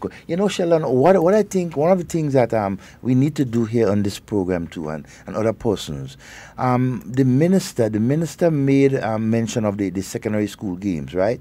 And so it's some part of it she mentioned about part of the sports will be zoned and then after, and so I think that is creating a bit of confusion. I'll tell you why. I was speaking to a student yesterday, and they were telling me that, and I'm not afraid to say that, they were teachers basically telling them about the sports. Oh, you see the kind of sports that they're giving all they're zoning it, and you won't be like intercall. In other words, the mood and the way in which they were telling them was the same people. Discouragement. It's the same individuals, and that's why I say, and I've said it online, and I'll say it again. Some people need to exit the teaching profession because they do not care about children. Some of them just are interested in playing politics, and I'm not painting with a broad brush, so don't go and say what I didn't say. But let's be honest, there are some people that do not need to be in the teaching profession. They need to find something else to go and do. Because if you are going to do that sort of thing, you are not willing to provide the service so that our nation's youth can have a sport. Now, there are scouts that are coming to Grenada, that will be coming to Grenada. Excited. To give scholarships to young people to go and further themselves and get a better education. Maybe you've saw them go get a better education than you. Don't get a degree and that sort of thing. But at the end of the day, I think what we're supposed to be looking at is what is best for the children. But you so want to spite the government. Who are you spiting? You think you're spiting Minister Pierre? Nope. You think you're spiting Prime Minister? You think you're spiting any other member of government? You're not spiting anybody. The ones that are feeling it are the children. The ones that are feeling it are the children. And it's affecting them. And need I say, in majority, poor people, children. That's the ones who are feeling it. Yeah. Because the person whose mother or father earns $7,000 and $8,000 a month, they more than likely can afford to take their child and send their child to university when the time comes. That person who is earning $11,000, and there are people that are not within the government service and are doing some jobs that you may not know in certain service sectors here in Grenada, that are earning over $10,000. They may be able to take their child and send their child to university. Yeah? So people who are the upper level earners, those people earning $3,000 and above, they may have the opportunity, even if it's through a loan, through one of the lending institutions, but on their own, may be able to send their child to university. But when it comes to the lower income earners, the people who is a local travel, they have to get every other now and again, because maybe they don't have the educational level to get a job that pays more. Maybe they don't have the skill to get a job that pays more. Maybe they're in a circumstance or a situation, infirm or otherwise, that they cannot go out and work. They have to be dependent on others. But they've had children before they got into that situation. Their children deserve the same opportunity as everybody else's children. And if they're going to get an opportunity, they may get an opportunity through the government to go to SGU. They may get an opportunity through the government to go to Cuba, to go to Mexico, to go to Morocco. Yeah, they may get an opportunity to go to the University of the West Indies, Jamaica, or Trinidad, Barbados, through the government of Grenada. But what about those, those who want to go to the United States, who can get an opportunity to go to the United States and go to university through sports? Are we going to deny them that? Are we going to be so vindictive to the young people of this country that you just want to see the sports fail? Are you going to go around the same way that some of them went around Christmas time and tell the children, ask so and so for your Christmas party and that sort of thing? Are we going to say to them now that they shouldn't participate in the sports? I think the worry is, and I want this message to go out there because I want you parents to make sure that your children know this. I know, not think, but I know the worry is that the sport that is being organized by the Ministry of Sports and the Ministry of Education is going to end up being of a higher quality, better standard, and more engaging, with more positive outcomes than the intercol games. And people who usually stage the intercol games are afraid of being shown up. And that is why they're acting that way. Because they know that the government is going to go all out to ensure that this one is a success. They're going to go all out. And if you know the Honorable Emlyn Bear, when it comes to organization and so on, you know that this is definitely going to be a succse. Intercol in St. Andrew should be a key. An example. You remember a lot of people, I remember a certain tough guy was on radio one day and he's saying that, oh, that sports could never go on. And I called into the program and a tough guy. You know who I'm talking about very well. I called into the program. Amanda used to run in the same Progress Park. I called into the program and I say, watch. And I explained nice, calmly, clearly what government was doing, how we were going about, because within the Ministry of Sports at that time, what was taking place, how we're moving forward with that. Right. And the same tough guy afterwards. Praise it. Well, at the ending of the sports, he was the announcer. Many people said it wouldn't happen, and it is a massive success, and it's great to see the intercall finally take place in St. Andrew, and that sort of thing. And it should continue, and this and that. Because honestly... But he was mad that GBSS wanted. Yeah, but honestly, what I believe should happen, especially now that you have the Grenada Secondary School sports coming on stream, with the upgrading of facilities around the island, for instance, the fun playing field. Yeah. The thing is that it's not a full 400-meter track, but if you can get it, you can use that track, and upgrade Progress Park. Upgrade St. David, La Sagesse, St. John's, Cuthbert Peters Park. You already have some upgrades that have taken place there. Yeah. I believe that the games should be rotated. Yeah. I honestly believe that. Yeah. It would be a logistical nightmare to get everybody up to Carriacou. So Carriacou, I love you, but sorry on that one. It would be a logistical nightmare. To bring a couple hundred students down is one thing. To bring thousands of students up and housing and everything for a few days. No. Carriacou will go on there. We can't do it. No, we can't do that. But I believe that the games should be rotated. I don't believe it should be based fully in St. George. I believe St. David must have a game. I believe it should be rotated, but based solely on upgrades to facilities, in other parishes. Yeah, because each parish has a 400-meter track. The Las Just Plainfield 400-meter track. St. Andrews. Progress Park 400-meter track. I think Plains maybe.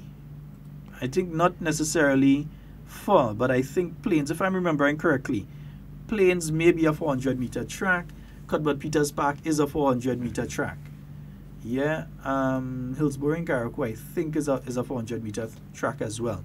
So we have a number of them that you can need utilize. Standard, a 400-meter track. Upgraded to certain standards, and so I believe the games should be rotated.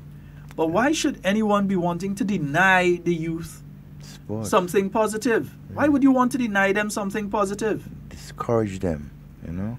And another thing that's going around again, and you hear grown workers talking about NNP sports and NNP games. Where all that come out? Why tie politics into that? Oh, when government paying early is not NNP money. You understand? I cannot understand. I mean, the level in which some of us are prepared to go, right, to destroy our young people. You see, they cannot do anything but destroy Devon. We have to understand. The NDC was created out of confusion. Yeah. You know that. You are a long-time former member of the NDC. It's a fact. NDC was created out of confusion. There was a break in the New National Party at that point in time. Some people went and formed the NDC. Resignation, yep. Even within the NDC, after that, you had confusion. Yeah, immediately after that. Because then you had a certain man decide, watch, I retiring and all kind of thing. You had confusion inside there, all kind of thing. Sitting Prime Minister on his first term decide to retire and give up. He even finished the term. He decided that doing. Right? And since then, came into office. Again, after that, came back into office, confusion again. Thing break up. The only thing that these individuals know is confusion. Yeah, they know to mash up. The only things these individuals know is mash up. Yeah, they like to mash up. They dwell in destruction and they dwell in that sort of thing. That is their nature. That is the spirit that follows them, destruction. So that when it comes to building, when it comes to developing, when it comes to moving forward, they're incapable of doing that. They can't. They're incapable of doing that. So it's nothing weird to hear them saying those sort of things and call it NNP sports and this sort of thing. Because it's something to build and develop the young people and offer an opportunity for them to gain opportunities to further their scholastic studies, to further their athletic studies and so on. These individuals can go, they can train, they could end up representing the Crimson Tide or whichever one of the teams and so also in the United States. They can even go professional and then get endorsement deals from people like Nike, and so that could be worth millions of dollars. But what and that is what some people trying to deny poor people children right now. But what are they contributing? Right? What is their solution? Right? Leave the children out there wondering whether or not we will have athletics. No, they only have one solution, you know. The government must go. I mean, come on, you have nothing else at heart. If one of them wake up this morning and they went to take some toothpaste to brush their teeth and the tube was empty, their solution to that problem is the government must go. Everything with them is that the government must go. They have no solution to anything except that the government must go. No tangible direction, no tangible solution, no sensible and intellectual arguments on issues. Their only utterances are, the government must go. Yeah, that's all that I say. The hatred. Nothing else that you could say. Yeah. Nothing else that makes sense. Nothing else that could lend to an argument. It's like you're online and you're saying some stuff factual-wise of the achievements of the government over the past few years, especially in relation to workers. And you realize some people who, they just want to become part of the discussion, but they want to attack you, but the only thing they could say is we strive for 25. Yeah. Not I disagree with you, and I disagree with you because of point A, B, C, D, E. They can't disagree with you because you're speaking facts. So they can't come and say, okay, on point 1, I think that you're wrong, and this is the reason that you're wrong. On point 2, I tend to agree with you. Point 3, I think that you're partially correct, but the part that you're wrong on is this. They can't come and have that discussion. All they put up is We strive for 25. Try for 25. And they expect to convince somebody with that. We strive for 25. It shows a lack of understanding of the issue when you're incapable of having a discussion on it. That's why when I was in secondary school and primary school and senior comprehensive school and TAMCC, they made you read. For instance, I specialize in literature. So they would make you read. And when you're finished reading, then they would have a discussion in relation to the book with you. Yeah. And they have a discussion in relation to the book or the poem or the short story. They have a discussion in it to see if you really understand what you read. Can you tell what is the allegorical nature of that particular story? Have you read Animal Farm? Can you say who you believe that Snowball represents? Can you say who you believe Napoleon represents? So they discuss it with you because they're looking to see if you understand.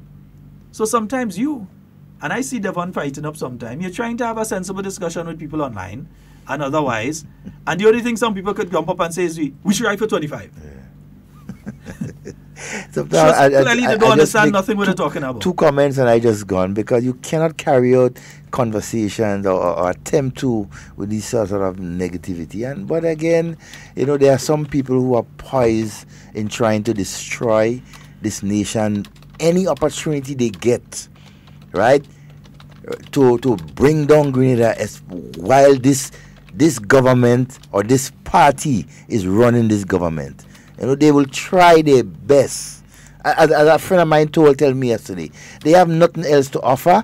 Thus, they will see NNP for the next 20, 25 years in office in this country, running the affairs of this country in governance.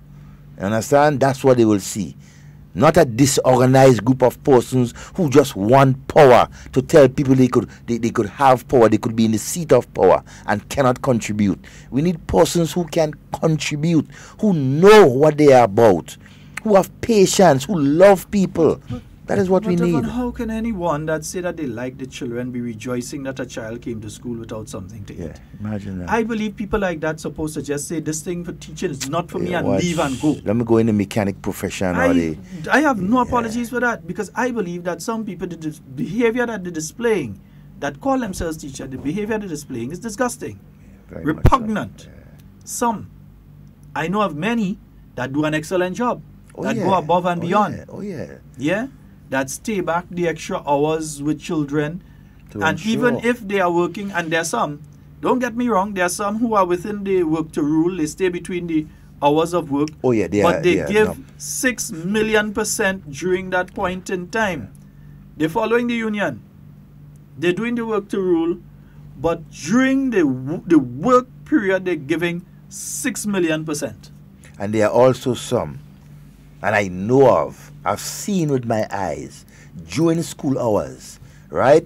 And so, the children is running up around the corridor, and some of the teachers are sitting there having conversation.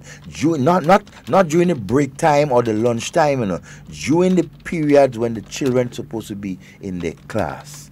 I mean, you hear of students telling you, right, of the comments some persons are making towards them, right, when they ask particular questions. And so, we're taking this thing too far. And who are hurting? Our children. Right? Our children are the ones that are hurting. Let me tell them. Not that one I want, eh? Not that one I want. You know what I want, eh? That one I want. I am Grenadian. I am Grenadian. I am Grenadian. But some of them does act like if them is Martian. They does act as Martian. They ain't living on this earth at all. They act as Martian. They act as Martian. Proud Grenadian. Just tell them we proud of we country. Tell them we proud of we land. Tell them we proud of we people. Proud Grenadian. Yes, indeed. Remember also coming up National Colors Day. Yeah. Check Dali, check. Hey, Helen Marie has a lot of nice ones if you're looking for your little colors for the kids. Check Dali as well. Helen Marie, good morning to you. Downstairs the NIS Mall, the original mall, not the new one, the original mall. The original. She's an original lady, huh? Helen Marie and Associates. I wonder what the carnival costume for 2019 gonna be. We must make a pass and just take a look. Helen, you will link us early on the name and the concept and that kind of everything thing. Like that, so we can start it early. Yeah. Don't worry, you could go and register with Helen all now. You gotta wait now. You can register now. Dali, good morning, girl. I see you make news. And you see, that's the way I love to see young people make news. Make news of positive things. Yeah, so she has made news and she made news of positive things. You ain't see her having to hide she face because some money where she walking disappear and all this kind of thing. Or somebody they beat her up. Or she, no stupidness. She make news for a positive something. Yeah, a young lady who is operating her own business and has been doing well. Oh man, I've seen some outfit. I was like, wow. She did some jacket and blazers and them kind of thing there. Real Grenadian style, independent style. When I lose a little bit of the size, I go check her. I ain't going to buy nothing at this size, man. Good morning to Dali and all the workers at Dali, situated at Grenville, right around by you could tell me you up that side every day. Yeah, I'm always forgetting the name of that street, but I can tell you it's close to the funeral home. Archibald Funeral Home. Not Sendal. No, not Sendal. Not Seton Brown. No. Anyhow, I can... I just call a name. Yeah. Yes, folks, so that's all the time we have for Hard Talk today. It's been wonderful being here with you. 2 minutes after the hour of 12 o'clock. We need to get out of here. And in whatever you say and do it safe and secure. We want to be speaking to and with you. And not about you. We love each and every one of you. And remember, tomorrow, all roads lead to the Sauters Bus Terminus. Yeah, all roads lead to the Sauters Bus Terminus tomorrow night. Independence final. Yeah, so you're going to be a Kaiso war. Who you rooting for? Me? All of them. A bias, so a bias. All. A bias. Yeah, a bias. I'm a bias. I ain't going to say my bias. I St. Andrews, so, I mean, take it how you want. Bias at St. David, man. Living in South. And who originally from Springs. Sorry for you. You understand? Sorry for you tomorrow night. With real relatives in Paraclete and St. Andrew and St. John. That thing staying up in the north. And a load of relatives coming out of Carriacou, especially in Mont Royal. Blessed weekend to everyone. Yes, indeed. Folks, that's all the time we have for today. We're out of here. Enjoy the rest of your weekend. We love each and every one of you. Pride and joy of a nation is its flag. Its colors and arrangement makes it significant and stunningly beautiful. On Wednesday, February 6th, it's National Colors Day. Every proud Grenadian is asked to deck off in clothing highlighting the colors of our flag. Whether you are dressed for work, daily routines, or casual engagements, showcase the true Grenadian spirit. Every ministry, every department, and all workplaces are encouraged to join in. National Colors Day, Wednesday, February 6th, 2019. Endorsed by the National Celebrations Committee. Our people, our colors, our day. On Wednesday, February 6th, National Colors Day.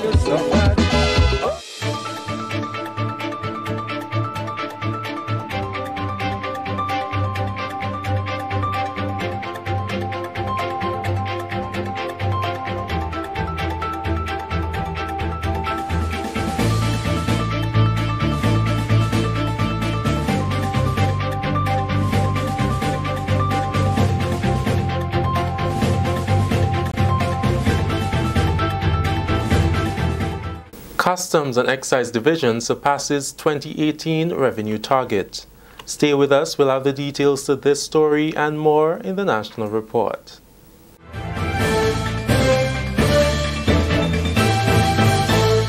With the details to the news for Thursday, 24th January 2019, I'm Delroy Luzon. Grenada's Customs and Excise Division has surpassed its 2018 revenue target by more than $29 million. This was revealed during a ceremony on Thursday in commemoration of International Customs Day 2019. Customs Officer Kim DeBellot says while the division placed emphasis on certification and in-house staff training in 2018, The highlight is a surplus of more than $29 million. The target set was $344,435,179.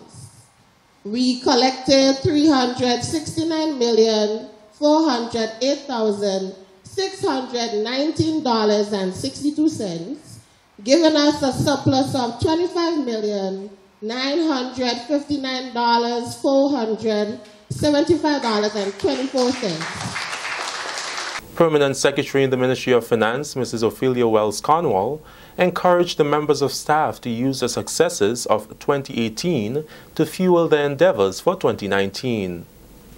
It means reconfiguring yourself so that you can catch up with the demand of the time.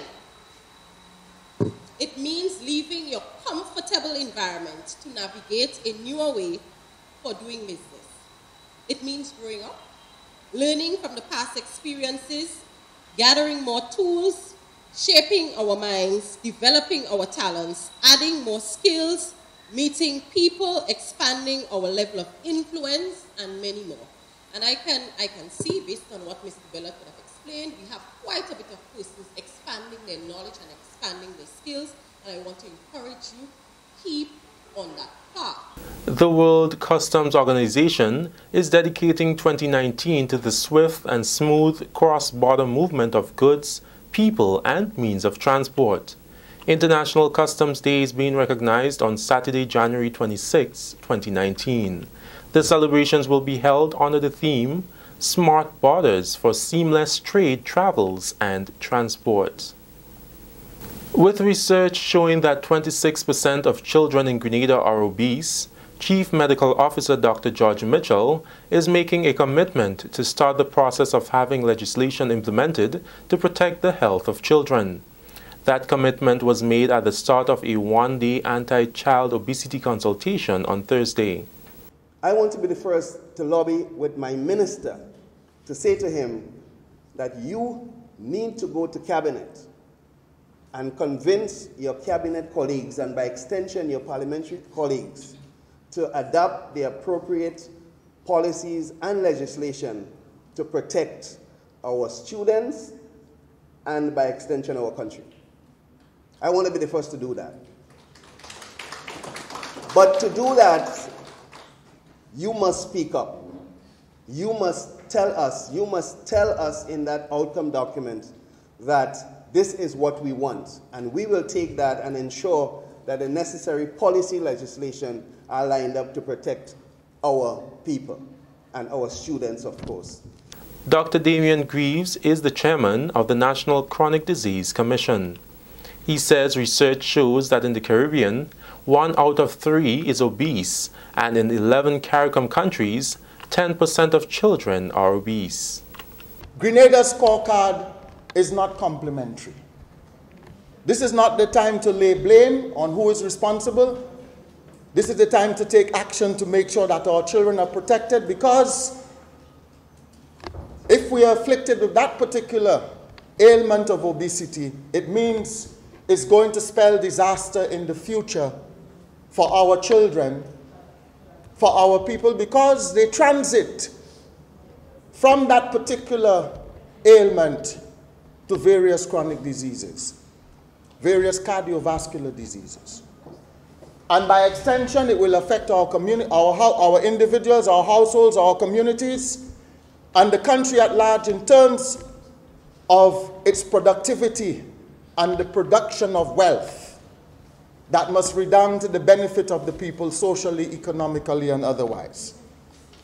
So our school environment has to be looked at, because we believe that there's an intricate link between health and school. Permanent Secretary in the Ministry of Health, Ms. Pauline Peters, says they are concerned about the rise in childhood obesity.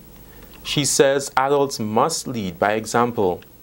In Grenada, our statistics reveal, and Dr. Damian Greaves mentioned some of it before, that 26% of our children are obese. 1 in 3 are obese or overweight. And 52% of our adults are obese or overweight. And you know, we may wonder why the statistics are so alarming. One of the key reasons is that our children engage in little physical activity, and even us as adults do not engage in much physical activity as well.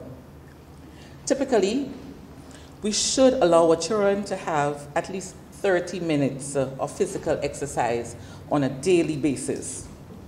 But what do we do as adults? We allow our children to consume processed foods with high salt content and loads of sugary beverages. They eat little fruits, vegetables, and foods with a high fiber content are seldom consumed. You're watching the National Report. Stay tuned. We'll have more news after the break. The pride and joy of a nation is its flag. Its colors and arrangement makes it significant and stunningly beautiful. On Wednesday, February 6th, it's National Colors Day. Every proud Grenadian is asked to deck off in clothing highlighting the colors of our flag. Whether you are dressed for work, daily routines, or casual engagements, showcase the true Grenadian spirit. Every ministry, every department, and all workplaces are encouraged to join in. National Colors Day, Wednesday, February 6, 2019. Endorsed by the National Celebrations Committee. Our people, our colors, our day. On Wednesday, February 6, National Colors Day.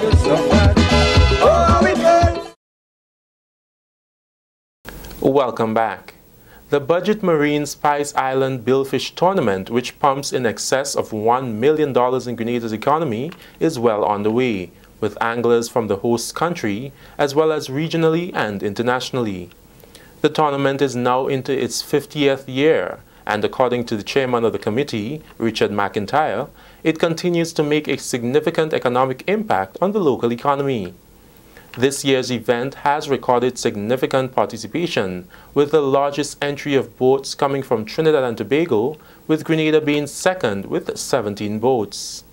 This is the first time Grenada has entered so many boats in competition. Mr. McIntyre says the event also provides an opportunity for local businesses to market their products. Well, we have 17 fishing boats from Grenada. It's probably the most we've ever had, and they're going to be participating. I'm not sure what exactly you mean in terms of activities on shore.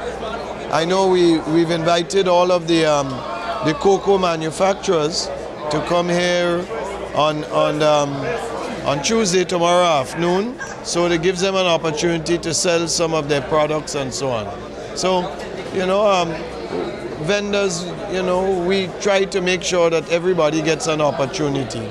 And this is what it's all about. He says the support received from the government of Grenada speaks to the commitment to the economic and social development of the country. But I think our tournament has grown because we have everything falling into place. We have government support, we have sponsor support, we have tremendous fishing ground, and we have the fisheries assistance as well, a lot of other sponsors. And then, of course, then we have a nice facility that we can dock the boats, you know. And it's still in the construction phase, but I believe that we're going to get it done by the end of February. And what is so heartening is that everyone has said how lovely it is to come here to Grenada, and that makes us feel very, very happy. The tournament, which commenced on January 21st with registration and captain's briefing, will climax on January 26th with an awards ceremony at the Grenada Yacht Club.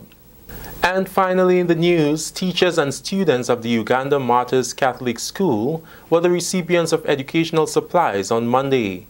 The donation made by the Happy Hill Family Day Celebrations Committee in the diaspora was presented to the school by local president of the committee, Mrs. Eunice Sandy David. The supplies will be shared between both the primary and pre-primary levels, along with supplies for the medical station.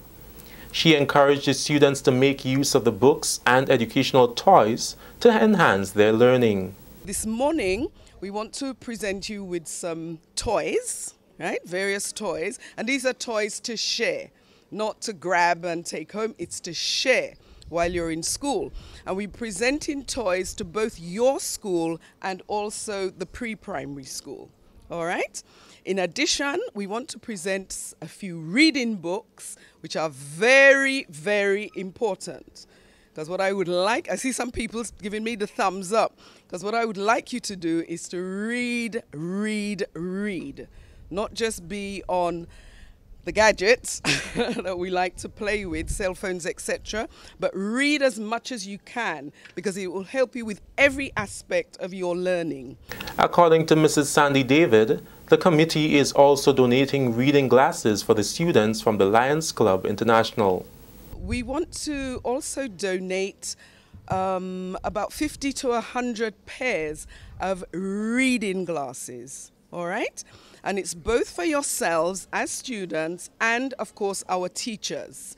So you want to use them like a library. So, for example, if you forget your glasses, you break your glasses, then you have a pair of reading glasses as a temporary measure so that it doesn't spoil your day. That's both for you as students and our teachers. That story concludes the national report for Thursday, 24th January 2019. Recapping the headline, Customs and Excise Division surpasses 2018 revenue target.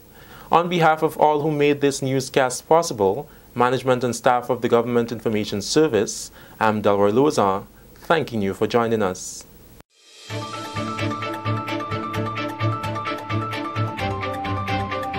Stay up to date with all that's happening with the new national party, NNP.